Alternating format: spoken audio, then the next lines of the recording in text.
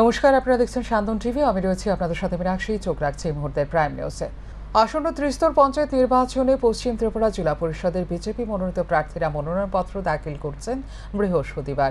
আগরতলা শহরের প্রাণকেন্দ্রে সাড়া জাগানো এক র্যালির মাধ্যমে নিজেদের শক্তি প্রদর্শন করেছে এদিন ভারতীয় জনতা পার্টি। 8 আগস্ট ত্রিস্তর পঞ্চায়েত নির্বাচন, 12ই আগস্ট ভোট গণনার ফলাফল প্রকাশ। পঞ্চায়েত নির্বাচনকে সামনে রেখে মনোনয়নপত্র জমা দেওয়ার শেষ দিন বৃহস্পতিবার। এদিন পশ্চিম ত্রিপুরা জেলা পরিষদের 17টি আসনের জন্য মনোনয়নপত্র জমা দেয় বিজেপি মনোনীত প্রার্থীরা।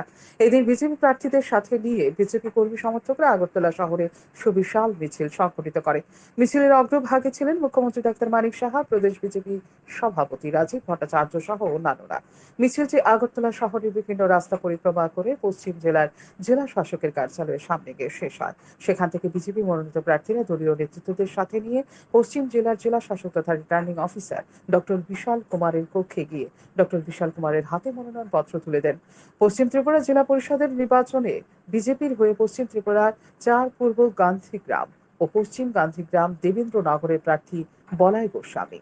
তিনি এদিন মনোনয়নপত্র জমা দেওয়ার পর সাংবাদিকদের মুখোমুখি হয়ে জানান, তিনি জয়ের বিষয়ে 100% আশাবাদী। গ্রামীণ এলাকার উন্নয়নের ওপর গুরুত্ব দিয়ে তিনি কাজ করবেন বলে জানান। গ্রামীণ এলাকার মানুষের সমস্যা দূর করার চেষ্টা করবেন বলে জানান তিনি আরো জানান, বিরোধীরা মনোনয়নপত্র জমা দিতে পারছে না বলে ইচ্ছাকৃতভাবে নাটক মঞ্চস্থ তৈরি করছে। উন্নয়নটাই আমরা বেশি করে দেখব, বিশেষ করে গ্রামীণ এলাকার মানুষ তাদের দীর্ঘদিনের বঞ্চনা। আমরা 6 বছর হয়েছি রাজ্য সরকার এসেছি, কিন্তু তার আগের সরকার যেভাবে মানুষের উপর বঞ্চনা করেছে, রাস্তাঘাট, পানীয় জল থেকে শুরু করে এই সমস্ত সমস্যা দূর করার জন্য আমরা চেষ্টা করব।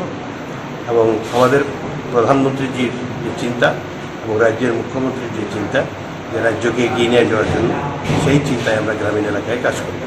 বিরোধীরা একটা বরাবরই অভিযোগ করছে তারা এই নির্বাচনে প্রার্থী নমিনেশন দিতে পারছে না। আপনারা নাকি তাদেরকে, এটা তাদের অভিনয়, কমপ্লিটলি অভিনয়। আপনাদের কাছে আমি এভিডেন্স দিয়ে বলতে পারি।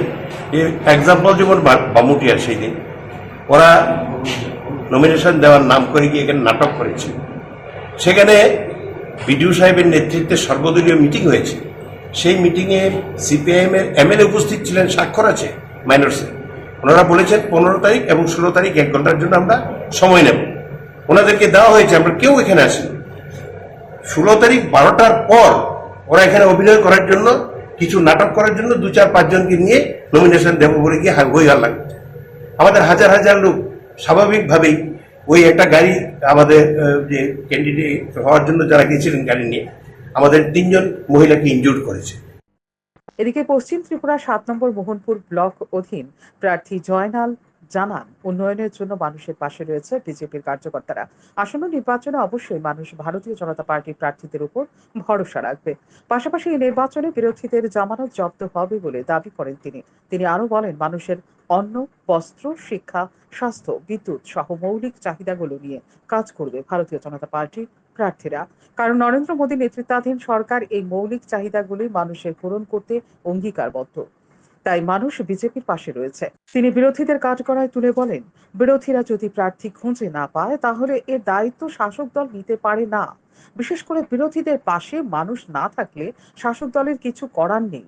তিনি আরো বলেন, মানুষ 25 বছর ভোগ করেছে, মানুষ খেতে পায়নি, সন্তান বিক্রি করেছে এবং মানুষের জন্য আসা অর্থ মেলার মাঠের পার্টির ফান্ডে চলে গেছে। এগুলি মানুষ ভুলে যায়নি, তাই মানুষ তাদের পাশে থাকছে না। ভারতীয় জনতা পার্টি যেহেতু মানুষের 100% প্রত্যাশা পূরণ করছে, তাই মানুষ সাথে রয়েছে। তাই বিরোধীরা যাই বলুক না কেন, সবটাই পাগলের চৈত পূরক। সুতরাং পঞ্চায়েত সমিতির ও জেলা পরিষদ বিজেপি 100% গঠন করবে। আশাবাদী আমাদের সরকার, আমাদের কার্যকর্তারা, আমাদের দল, আমাদের প্রত্যেক স্তরের কার্যকর্তা মানুষের পাশে। এই উন্নয়নের জয় হবে, মানুষের জয় হবে। আমরা মানুষের পাশে, মানুষ অবশ্যই আমাদের প্রতি আস্থা রাখবেন। এবং পঞ্চায়েত নির্বাচনে প্রত্যেকটি পঞ্চায়েতে, জেলা পরিষদের, পঞ্চায়েত সমিতিতে বিরোধীরা ওয়াশ আউট হয়ে যাবে, জামানত জব্দ হবে। কোন কোন বিষয়গুলো নিয়ে যাবেন মানুষের কাছে? উন্নয়ন, মানুষের অন্ন, বস্ত্র, শিক্ষা, স্বাস্থ্য, বিদ্যুৎ, পানীয় জল, এই যে মৌলিক চাহিদাগুলি, প্রত্যেকটি মৌলিক চাহিদা আমাদের ভারতীয় জনতা পার্টি নরেন্দ্র মোদীর নেতৃত্বাধীন মানিক সাহেব নেতৃত্বাধীন সরকার মানুষের চাহিদা পূরণে অঙ্গীকারবদ্ধ এবং আমরা করছি। মানুষ অবশ্যই আমাদের পাশে। আপনি বিজেপির প্রার্থী, বিরোধীরা বলছে তারা প্রার্থী নমিনেশন দিতে পারছে না, সেই বিষয়টা কিভাবে দেখছেন? আমি দায়িত্ব নিয়ে বলছি, আমরা গতকালকেও মোহনপুর ব্লকে, আমি যেখান থেকে প্রতিনিধিত্ব করছি জেলা পরিষদের যে আসনে 7 নং মোহনপুর ব্লক অধীন, সেখানে আমাদের প্রার্থীরা বিশাল মিছিল যুগে মনোনয়ন দিয়েছে। আমাদের নেতা সেখানে মাননীয় কৃষিমন্ত্রী রতনলাল নাথ এপিল করছেন, আসুন কারা মনোনয়ন দেবেন। অপোজিশন যদি প্রার্থী খুঁজে না পায়, সেই দায়িত্ব তো আর আমরা নিতে পারি না। আমরা মানুষের পাশে, মানুষ আমাদের পাশে, ওদের সঙ্গে মানুষ নেই, আমরা কি করব? মানুষ 25 বছর লুট করেছে, মূল্যবোধ অবক্ষয় করেছেন প্রতিদিন, মানুষ খেতে পায়নি, সন্তান বিক্রি করেছে, পঞ্চায়েতের টাকা মেলার মাঠ পার্টি ফান্ডে চলে গেছে, বিডিও বিমল চক্রবর্তী গ্রেপ্তার হয়েছে। এগুলি তো মানুষ বলে যায়নি, মানুষ থাকবে কেন ওদের সঙ্গে? আমরা 100% মানুষের প্রত্যাশা। এদিকে জেলা শাসক তথা রিটার্নিং অফিসার ডক্টর বিশাল কুমার বলেন, বৃহস্পতিবার মনোনয়নপত্র জমা দেওয়ার শেষ দিন। এদিন দুপুর পর্যন্ত ভারতীয় জনতা পার্টির পক্ষ থেকে ওনার কাছে জেলা পরিষদের বিজেপির 7টি মনোনয়নপত্র জমা পড়েছে, সিপিআইএম এর পক্ষ থেকে 17টি মনোনয়নপত্র জমা পড়েছে এবং কংগ্রেসের পক্ষ থেকে 13টি মনোনয়নপত্র জমা পড়েছে। তবে এদিন বিকেল পর্যন্ত মনোনয়নপত্র জমা পড়েছে রিটার্নিং অফিসার ডক্টর বিশাল কুমারের কাছে। भारतीय जनता पार्टी की तरफ से अभी तक लगभग 7 कैंडिडेट्स ने अपना नामांकन भरा है और प्रमुख लोगों में से श्री लाई गोस्वामी जी जिन्होंने अपना नामांकन भरा है। इसके साथ साथ CPIM की तरफ से 17 जो सीटें थी 17 की 17 सीटों में नामांकन भरे गए हैं और कांग्रेस की तरफ से लगभग 13 सीटों में नामांकन भरे गए हैं। उम्मीद करते हैं अब लास्ट दिन है, तो बाकी जो भी पेंडिंग नामांकन है वो लोग 3 बजे तक মনোনয়নপত্র জমা ঘিরে শাসক বিরোধী রাজনৈতিক দলের পক্ষ থেকে তেমন উৎসাহ উদ্দীপনা আগরতলা শহরের মধ্যে লক্ষ্য করা যায়নি বললেই চলে। পাশাপাশি কোনো নেতৃত্ব সামনে এসে মুখ খুলতে চায়নি। সুতরাং 8ই আগস্ট হাড্ডাহাড্ডি লড়াই হবে শাসক বিরোধী সবকটি রাজনৈতিক দলের প্রার্থীর মধ্যে। তবে জনতা জনার্দন, ভোট বাক্সে শেষ কথা বলবে জনতা। শান্তন টিভি। রাজ্যের পরিস্থিতি নিয়ে উদ্বেগ প্রকাশ করলেন সর্বভারতীয় কংগ্রেসের প্রতিনিধি দল। দেখা করলেন রাজ্যপালের সাথে। প্রতিনিধি দল অভিযোগ করলেন রাজ্যের আইন শৃঙ্খলা ভেঙে পড়েছে। গন্ডাছড়া মহকুমার অগ্নিগর্ভ পরিস্থিতি সহ ত্রিস্তর পঞ্চায়েত নির্বাচনে সন্ত্রাস নিয়ে অভিযোগ তুলে রাজ্যপালের দরবারে সামিল হলেন সর্বভারতীয় কংগ্রেসের এক প্রতিনিধি দল। তারা সর্বভারতীয় কংগ্রেস সভাপতি মল্লিকার্জুন খাড়গের নির্দেশে বৃহস্পতিবার দুপুরে রাজ্য এসেছেন। প্রতিনিধি দলে উপস্থিত রয়েছেন লোকসভার উপাধ্যক্ষ গৌরব গগৈ, উত্তর পূর্বাঞ্চলের ইনচার্জ গিরিশ চুরাঙ্কর, তারিক আনোয়ার এবং সর্বভারতীয় কংগ্রেস সম্পাদিকা জারিতা লাইফাং। তারা রাজ্যে এসে প্রদেশ কংগ্রেস সভাপতি আশিস কুমার সাহা এবং বিধায়ক সুদীপ রায় বর্মনকে নিয়ে রাজ্যপাল ইন্দ্রসেনা রেড্ডির সাথে দেখা করতে চান। সেখানে গন্ডাছড়ার মহকুমা অগ্নিগর্ভ পরিস্থিতির বিষয়ে আলোচনা করার পাশাপাশি রাজ্যের ত্রিস্তর পঞ্চায়েত নির্বাচন ঘিরে যে সন্ত্রাস সৃষ্টি হয়েছে সে বিষয়ে দীর্ঘক্ষণ আলোচনা করেন। পরবর্তী সময়ে সংবাদ মাধ্যমের মুখোমুখি হয়ে লোকসভার উপাধ্যক্ষ গৌরব গগৈ ও উত্তর পূর্বাঞ্চলের ইনচার্জ গিরিশ চুরাঙ্কর জানিয়েছেন, গন্ডাছড়া নিয়ে কংগ্রেস চিন্তিত। যেভাবে মণিপুরে ভ্রাতৃ দাঙ্গা সৃষ্টি করা হয়েছিল সেভাবে ত্রিপুরাকে অশান্ত করার চেষ্টা চলছে। পুলিশের সামনে গোটা ঘটনা সংঘটিত হলে পুলিশ নির্বিকার। গত কয়েকদিনে বড় সড়ক ক্ষতি হয়েছে গন্ডাছড়ায়। রাজ্যপালের সাথে সাক্ষাৎ করে দাবি করা হয়েছে যারা এই ঘটনায় ক্ষতিগ্রস্ত হয়েছে তাদের যাতে সহযোগিতা করা হয়, পাশাপাশি হিসাব করে সমস্ত ক্ষতিপূরণ মিটিয়ে দেওয়া হয়। তারা রাজ্যপালের কাছে আরো জানিয়েছেন, ত্রিপুরা রাজ্যে আইন শৃঙ্খলা ভেঙে পড়েছে। নির্বাচনে লড়াই করার মতো কোনো সুযোগ নেই বিরোধীদের কাছে। শাসক দল বিরোধীদের গণতান্ত্রিক অধিকার পর্যন্ত কেড়ে নিচ্ছে। নির্বাচন ঘোষণা হওয়ার পর এবং গন্ডাছড়া পরিস্থিতি উত্তপ্ত হওয়ার আগে পুলিশ প্রশাসনকে কংগ্রেসের পক্ষ থেকে সতর্ক করা হয়েছিল পরিস্থিতি শান্তিপূর্ণ রাখতে যাতে ব্যবস্থা নেয় পুলিশ। কিন্তু পুলিশ প্রশাসনের দুর্বলতা, সন্ত্রাস কোনোভাবেই রোখা যায়নি। তাই দাবি করা হচ্ছে প্রধানমন্ত্রী নরেন্দ্র মোদী গণতন্ত্রের যে মডেলের কথা দাবি করছে সেই গণতন্ত্রের মডেলে ত্রিপুরাকে যাতে অন্তর্ভুক্ত করা হয়, কারণ সন্ত্রাস যেভাবে কায়েম হয়ে আছে সেটা কোনোভাবেই গ্রহণযোগ্য নয়।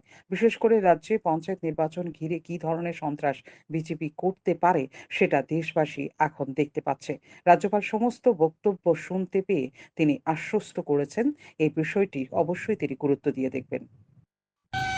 पंचायत के चुनाव को लेकर उसको विस्तार से हम लोगों ने राज्यपाल महोदय के सामने रखा है और उनसे अनुरोध किया है कि ये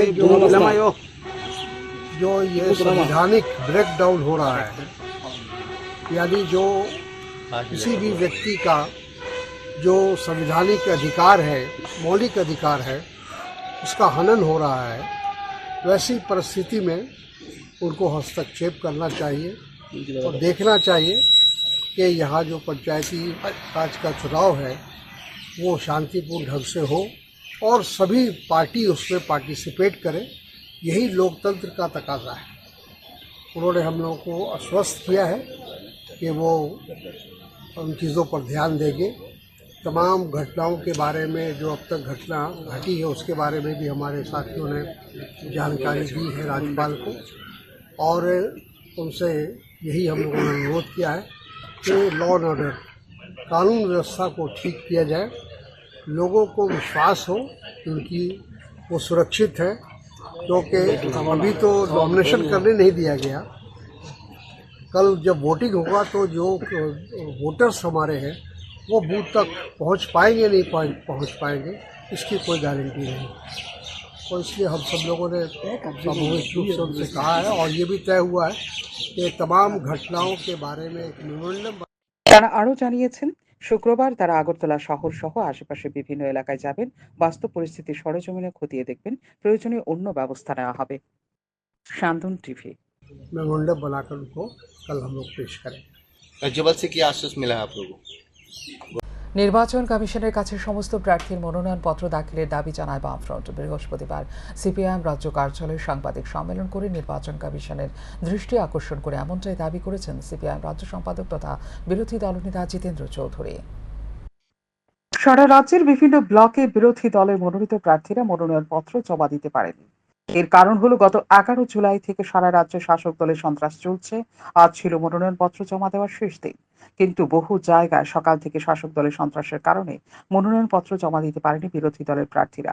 বামফ্রন্টের পক্ষ থেকে এক তীব্র প্রতিবাদ জানিয়ে নির্বাচন কমিশনের দৃষ্টি আকর্ষণ করে দাবি জানানো হচ্ছে, যেসব আসনের প্রার্থীরা দুর্বৃত্তদের জন্য মনোনয়নপত্র জমা দিতে পারেনি সেসব প্রার্থীরা যাতে মনোনয়নপত্র জমা দিতে পারে তার জন্য নির্বাচন কমিশন পদক্ষেপ গ্রহণ করার জন্য আগে থেকে দাবি করা হয়েছিল যাতে মনোনয়নপত্র জমা দেওয়ার দিনক্ষণ বাড়ানো হয়, সে বিষয়টা যাতে নির্বাচন কমিশন পুনরায় বিবেচনা করে দেখে। বৃহস্পতিবার সিপিআইএম রাজ্য কার্যালয়ে সাংবাদিক সম্মেলন করে নির্বাচন কমিশনের দৃষ্টি আকর্ষণ করে এমনটাই দাবি করেছেন সিপিআইএম রাজ্য সম্পাদক তথা বিরোধী দলনেতা জিতেন্দ্র চৌধুরী। তিনি বলেন, পুলিশকে নির্বাচনের প্রথম থেকেই নীরব দর্শকের ভূমিকা পালন করছে, সক্রিয়ভাবে পুলিশের ভূমিকা পালন করছে না। জেলা শাসক, মহকুমা শাসক, ভিডিও, থানার ওসি এবং রাজ্য পুলিশের মহানির্দেশককে নির্বাচন ঘোষণা হওয়ার পর থেকে দাবি করা হচ্ছে যাতে প্রার্থীরা কঠোর নিরাপত্তার মধ্য দিয়ে মনোনয়নপত্র দাখিল করতে পারে তার জন্য বন্দোবস্ত করা। বিশেষ করে নির্বাচন কমিশনের কাছে দাবি জানানো হয়েছিল যাতে জেলার কোনো একটি অফিসে পৃথক একটি কাউন্টার খুলে এডিশনাল আরও-কে বসিয়ে মনোনয়নপত্র গ্রহণেরও ব্যবস্থা করা হয়। যদি পরিস্থিতি উত্তপ্ত হয় তাহলে যাতে সেই অতিরিক্ত কাউন্টারে গিয়ে এডিশনাল রিটার্নিং অফিসারের কাছে মনোনয়নপত্র দাখিল করতে পারে প্রার্থীরা। উদ্বেগজনক বিষয় হলো এর কোনো ব্যবস্থা করা হয়নি। নির্বাচন কমিশন পুলিশকে নির্দেশ দিয়েছিলেন যাতে পর্যাপ্ত পরিমাণে নিরাপত্তা কর্মী মোতায়েন করা হয়, মনোনয়নপত্র দাখিলের জন্য ব্যবস্থা করা হয়, কিন্তু দেখা গেছে পর্যাপ্ত পরিমাণে নিরাপত্তার ব্যবস্থা করা হয়নি। ব্লক অফিসে, রাস্তার বিভিন্ন স্থানে শাসক দলের দুর্বৃত্তরা ঘাঁটি করে বসে থেকে মনোনয়নপত্র দাখিলে বাধা দিয়েছে। বিশেষ করে মনোনয়নপত্র জমা দেওয়ার শেষ দিন বৃহস্পতিবার নলছড়, ডুকলি ব্লকের অন্তর্গত হাপানিয়া এলাকার সহ বিভিন্ন এলাকায় মনোনয়নপত্র জমা দিতে যাওয়ার সময় দুর্বৃত্তরা ইট বর্ষণ থেকে শুরু করে বিভিন্নভাবে বিরোধী দলের কর্মী সমর্থকদের উপর আক্রমণ করেছে। এতে আক্রান্ত হয়েছেন প্রাক্তন সাংসদ ঝর্ণা দাস বৈদ্য সহ দলের কর্মী সমর্থকরা।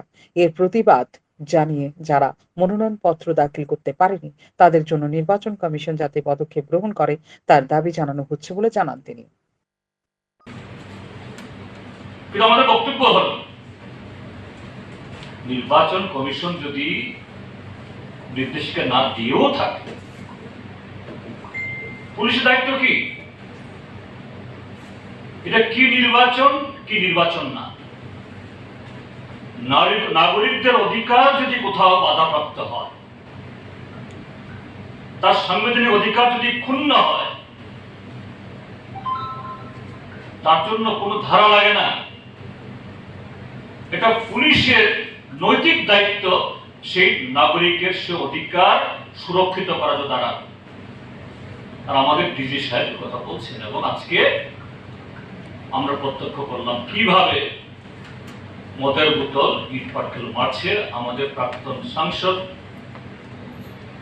ঝর্ণা দাস বৈদ্য এই ইটের আঘাতে ঘায়েল হয়েছেন, আরো অনেক কর্মী এবং 2-3 জন সাধারণ পুলিশ কনস্টেবল তারাও বেচারারা তাড়াতে হয়, কিন্তু অফিসাররা কেউ নেই, কোনো নির্দেশিকা দেওয়ার নেই। এখানে ঘটনা হয়েছে, কুমারঘাটেও এরকম ঘটনা হয়েছে। আমাদের বাকি প্রার্থীরা আজকে যাচ্ছিলেন, তাদের কাগজপত্র কেড়ে নিয়ে, যদিও সেখানে প্রতিরোধ হয়েছে, পুলিশ নাকি এটা উদ্ধার করে আবার এদের দিয়েছেন। কিন্তু বহু জায়গায় এরকম এই তেলিয়ামুড়াতে আমাদের প্রার্থী ঢুকতে পারেনি, বামুটিয়া ঢুকতে পারেনি, গ্রীষ্মমুখ থেকে বের করে দিয়েছে। তাছাড়া বামুটিয়া, মোহনপুর, জিরানিয়া, হোল আগরতলা, তেপানিয়া, কল্যাণপুর তো হয়নি। দুর্গাপুরি তো সেদিনই 12 তারিখে দ্বিতীয় দিন আমি নিজে ছিলাম।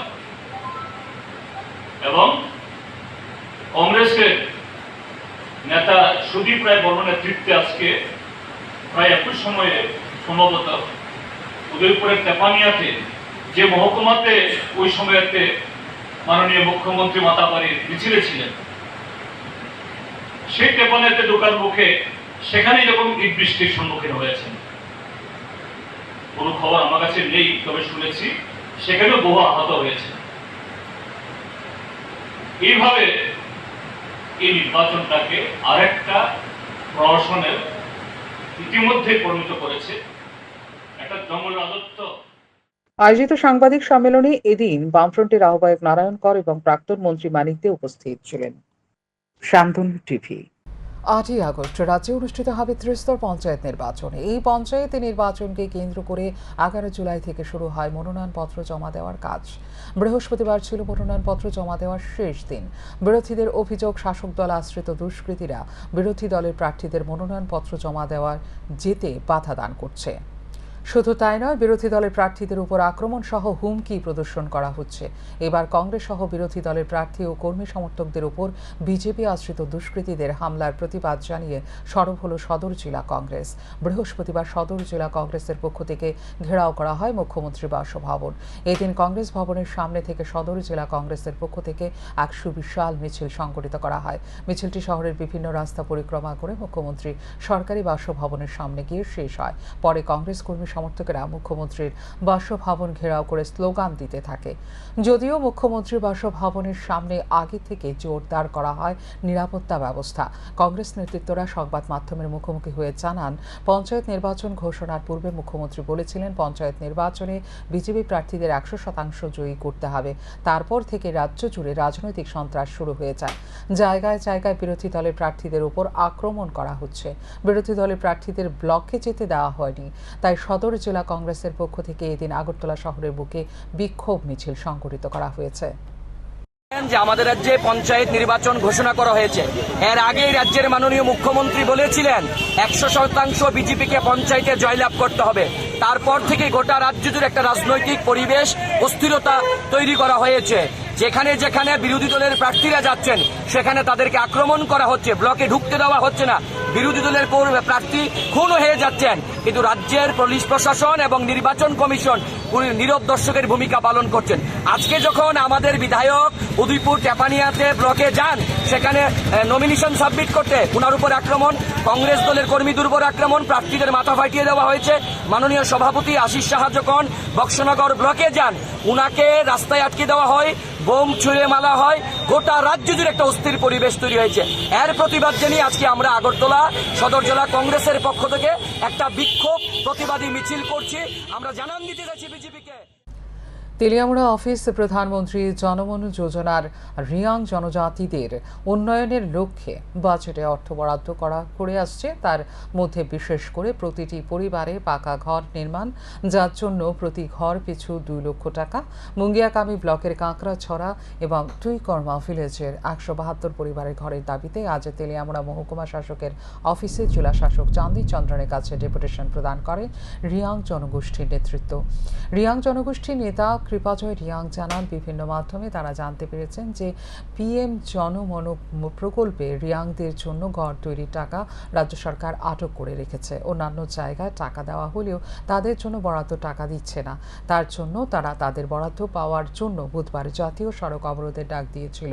পরবর্তী সময়ে মহকুমা শাসক শীর্ষেন্দু দেববর্মা তাদের সাথে কথা বলে ডেপুটেশনের মাধ্যমে আলোচনার টেবিলে বসার আহ্বান জানান। সেই আহ্বানের সাড়া দিয়ে আজ 50 থেকে 60 জন রিয়াং জনজাতিদের নিয়ে একটি মিছিল চাকমা ঘাট থেকে মহকুমা শাসকের অফিসে এসে জড়ো হয়। পরে সেখান থেকে 6 সদস্যের প্রতিনিধি দল মহকুমা শাসকের কক্ষে উপস্থিত খোয়াই জেলা শাসক চাঁদনী চন্দ্রনের মহোদয়ের নিকট তাদের দাবি সনদ তুলে দেয়।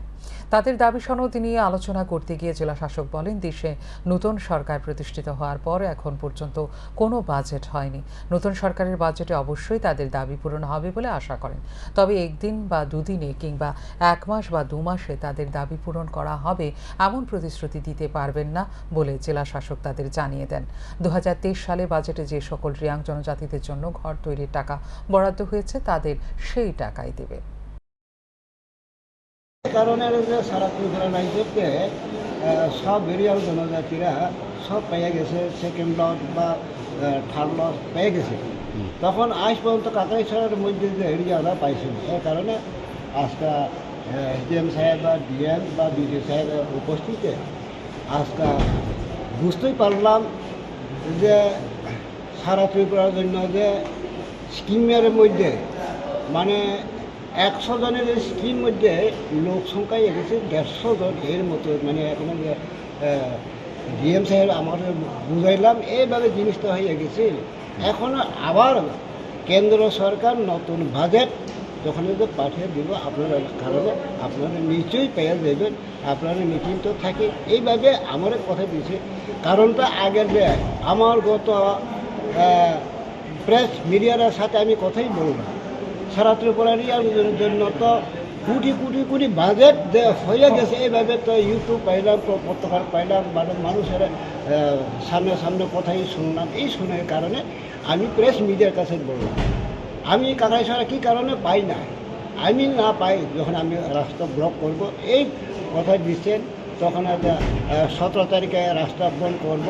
এইভাবে এই কারণে আমার যে এসডিএম সাহেব আমার অনুরোধ করলাম, না আয়োগ কৃপা হয়ে আপনারা সাথে টেবিলের বইয়া এই জিনিসটা আলোচনা করবো, আলোচনার মাধ্যমে যাবো, আপনারা এইভাবে আয়োগ তখন আসবে এসডিএম সাহেব, ডিএম সাহেব বা বিডিও সাহেব সাথে আলোচনা হয়ে গেছে। বক্সনগরে ত্রিস্তরীয় নির্বাচনের মনোনয়নপত্র দাখিল হল বৃহস্পতিবার। এদিন বক্সনগর ব্লকে পঞ্চায়েত সমিতি ও গ্রাম পঞ্চায়েত আসনের বিজেপি মনোনীত প্রার্থীরা তাদের মনোনয়নপত্র দাখিল করেন। এদিন সকাল 10টা থেকে বক্সনগর ব্লক এলাকার 13টি সমিতি আসনের প্রার্থী এবং 21টি গ্রাম পঞ্চায়েতের 211 জন প্রার্থী দলীয় কর্মী সমর্থক নিয়ে সুবিশাল মিছিল করে ব্লক অফিসে এসে মিলিত হয়।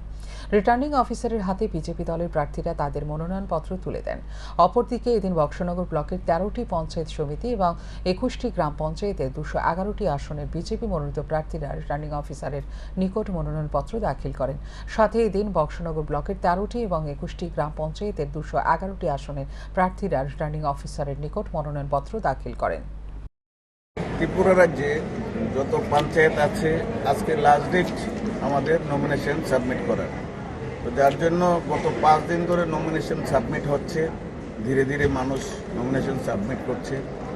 এই বক্সনগরে আমরাও আজকে নমিনেশন প্রায় শেষের পথে। বক্সনগরে 211টা আমরা পঞ্চায়েতে, গ্রাম পঞ্চায়েতের আমরা প্রার্থী সাবমিট করেছি।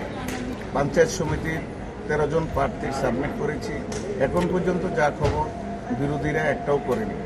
আমার মনে হচ্ছে যে শুধু ত্রিপুরা রাজ্য নয়, সারা ভারতবর্ষে নরেন্দ্র মোদীর যে কাজের ধারা বা একটি কথা সবকা সাথ সবকা বিকাশ, যে উন্নয়নের বন্যা বইছে সারা ভারতবর্ষে, আমার যশস্বী মুখ্যমন্ত্রী তথা ডক্টর মানিক সার নেতৃত্বে ত্রিপুরাতে যে উন্নয়নের বন্যা বইছে, সেই উন্নয়নকে সামনে রেখে মানুষ স্বার্থপূর্তভাবে এসে হাজার হাজার মানুষ আজকে এখনকার মতো এই মুহূর্তের সংবাদ এই পর্যন্ত। অন্যান্য আপডেটস দেখার জন্য অবশ্যই নজর রাখতে হবে সান্দন টিভির পর্দায়। সান্দন টিভি, দায়বদ্ধতায় যার ঐতিহ্য।